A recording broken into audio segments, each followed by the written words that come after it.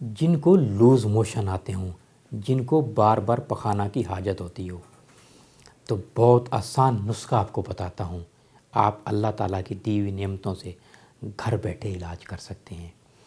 6 gram مستگی رومی کو آپ کھرل کر لیجئے اور اس میں جوارش مستگی 100 گرام ملا لیجئے۔ ½ ٹی سپون صبح اور ½ ٹی سپون شام کو پانی کے ساتھ لیجئے، لوز موشن آپ کے ختم ہو جائیں گے۔